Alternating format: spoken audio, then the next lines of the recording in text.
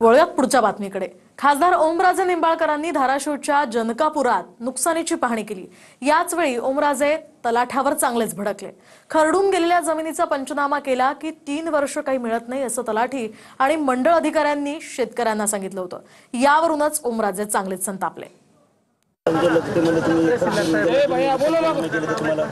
तीन-चार वर्ष काही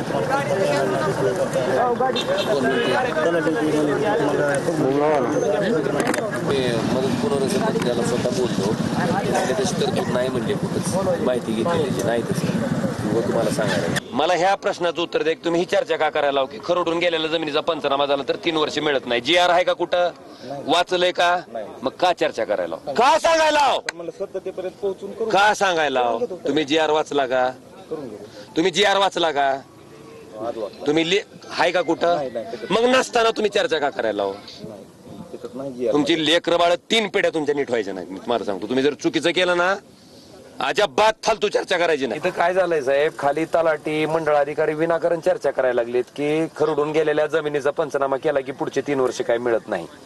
ऍक्च्युअली असं कुठंही तरतूद नाही, असा कुठंही जी आर नाही। मग ही का चर्चा करायला साहेब तुम्ही त्यांना तुमच्या VC वरनं स्ट्रिक्ट सूचना द्या की अजिबात अशा चर्चा करायच्या नाहीत।